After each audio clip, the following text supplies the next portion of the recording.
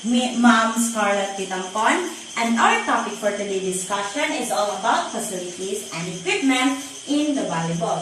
So, volleyball is a team sport in which two teams of the 6 players are separated by a net, and each team try to score points by driving a ball on the other team court under the organized rule. So, in your own opinion, Miss Lovely, what do you mean about facilities? Indeed, you are right. Very good. Facilities are building pieces of equipment or service that are provided for a particular purpose or production equipment machinery that form a permanent part of a new source and you will be used its operation, and if these facilities or equipment are such values as to represent a substantial commitment to construct. So, under facilities and equipment under the volleyball are playing area, dimension, playing surface, line on the court, zone on the court, zone and area, temperature, lighting, net and post, height of the net, structure, side bands, and antenna, post, additional equipment, also ball, hindi mawala ang bola na sa volleyball, uniformity of balls, 5-ball system. So, in your, I think, Miss Savannah, do you have any idea about playing area? Very well said. Playing area are for the two teams competing each other, and it's called the full court, and the official full volleyball court measurements are 59 feet by 29 feet by 6 inches.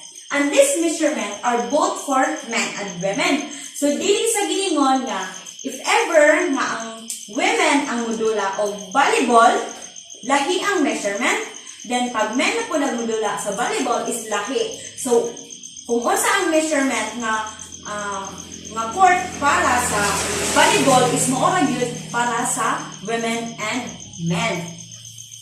And also, it is usually rounded up to 60 feet long by 30 feet wide, and the court is 16-meter long and 8-meter wide and surrounded by a minimum of 3 wide zone all sides. Then, the free space above the playing area is 7-meter high from the playing surface. You want to share something, Mr. Dumadego? Thank you for your sharing, Mr. Dumadego. So, the volleyball, no? I have here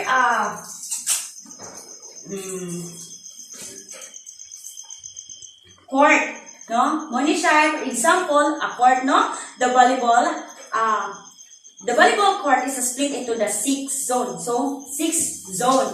So, the fault is the serving zone. So, ang serving zone is na siya either na diri. Muna na siya ang serving zone, 3 ang serving zone. So, there are 3, kaning diri, tulo ka buok, no, sa front court,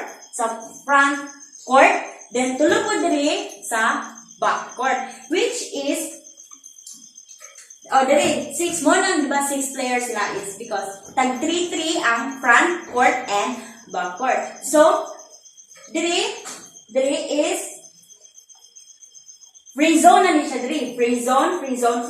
All sides, no, free zone. Then 9 meter sa service zone.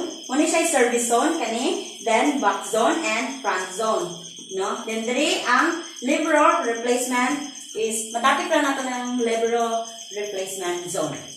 So let's proceed to participants. So, let's proceed to participants. So, volleyball is extreme fast-paced and required serious athletic ability. So, wag medyo nakatutang mga active kayo nga players, no? Sa volleyball. And depending on the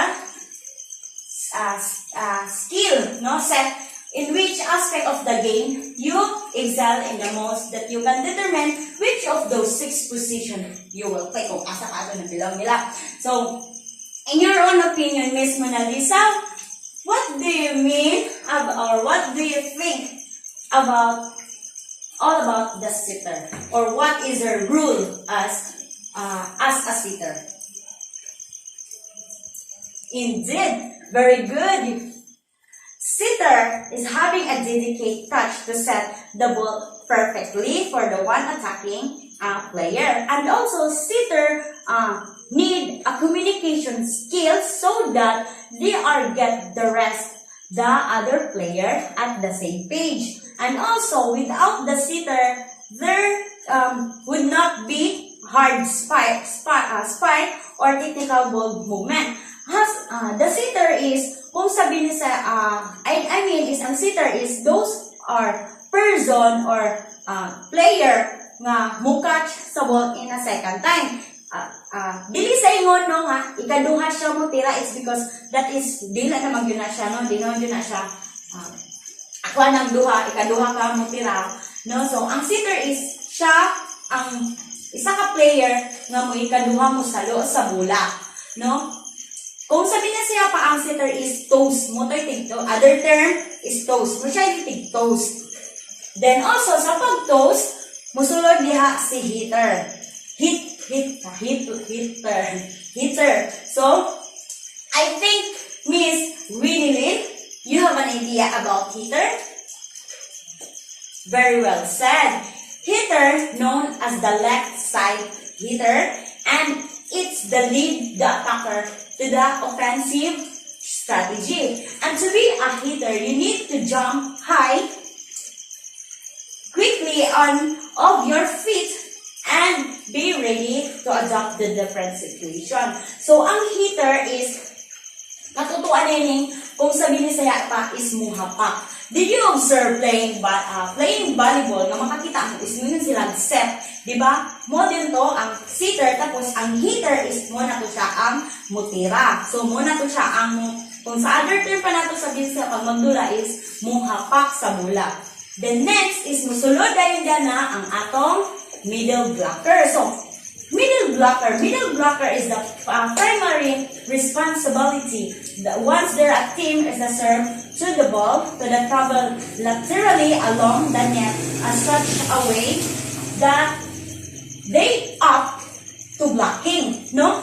Kani siya nga rule of ang rule ani nga player is siya tong mo-block, no, against the other blocking opponent sa iyang kakontra. So, for example, usually makita mo gyud natin nino magdula og volleyball nga pag naanay mo hit or mo hitter or mo hansak is naay mo ana, which is mo na blocking, and those are the middle those are the blocker, no, mo na sa ang blocker, mo na iyang rule sa court as a player, no, sa volleyball. The next is defensive specialist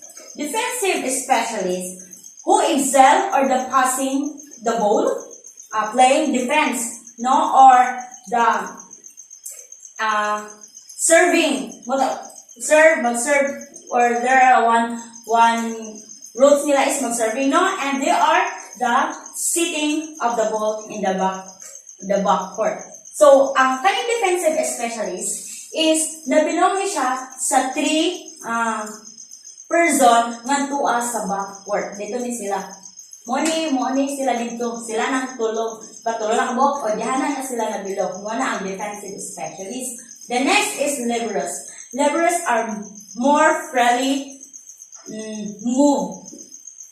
Freely lang kayo sila mulihok, ma-in or out, no, in the back. So, free lang kayo sila mulihok, no, dito na sila sa likod sa back court. Kaya ang sa front court is the sitter, the hitter, and the middle blocker. And ang sa ubos, or sa back court is a defensive specialist and liberos, no? And now, let's proceed to the playing format. So, playing format of volleyball. So, each team will have a 6 player, no, as what I discussed last few hours, no, 6 players on their court at the time, an absolute of minimum of 4 players. The next is each team can have 2 spare registered team member in the museum to rotate in. And 3 is match will be 45 minutes. Maximum of 45 minutes consisted of 3 games. So, tama na yun, limited kaayo ang oras sa pagdula sa volleyball within 45 minutes, no? No, asawa sa 45 minutes, katulo na mo ka game. And then the first 2 game will be due to 25 points and the last game is 15 points. So, 25 points. In playing volleyball, first game, pag ang ilan yung kuha o ang nakuhaan is 25. Di ba mag-change court na po na sila? So, another 25 points. So, dayon, and the last game to 15 points. Which is, this is, kuha niya siya if magkapariho bitaw, if ever nga. In first game, ang una ni daog ang isa ka team. Then, pag exchange court nila, is madaog na po ng isa ka team. So, wala tayo matawag nila nga winner. So, magkuha na po na sila og 15 points. Tapos, kung kinsa itong daog sa 3 games, mo na to siya i-declare nga winner. Then, each set would buy 2 points with the second game clapping at the 30 points and the game at 17. Then, next is the winning team will win in 2 of the 3 games. So, muna to siya kung gingon. If ever kinsa tumuda o ikaduha, kay, di ba, magtay daog-daog. So, mangita naman po ito sa, kisa na po yung mudaog sa set 3, which is muna yun ang dayon ang makuan nga winner. And then, if all games are not complete within 45 minutes time limit, the team with the most points at the end of the regulation time will win the final game of the match. So, if ever na ang dula is dili gyapon siya mga malin in a 45 minutes, kung kinsa to'y mas taas og points or mas dako og score is mo na jud ang ilang ikuan nga daog dito sa final game. Then, no official therefore sportsmanship and honor can call will be made by the player. So, pag ikaw isa ka tawo na kayo kay sportsmanship kapag katawo, di ba? Sa dula is, you need, sportsmanship. Madaog or mapildi, it's okay. No? Manay gito nga dapat ikaw, as mapil kag dula, dawat nimo ang kapildihon, dawat nimo ang daog. And respect that call out to others. And last, to determine the serve first, team will be play rock, paper, and scissors. So wala pa nagsugod ang dula, so wala pa nagsugod ang volleyball, ang inyong captain ball sa volleyball is magdula og rock, paper, og scissor para kung kinsa tong una nga team ang ma-serve. So, nasabtan ra ba class? Naraman tayo nakuha, no, sa atong discussion karon? Okay, so I hope you had na may nakatunan sa atong discussion. So, this is the end of our topic.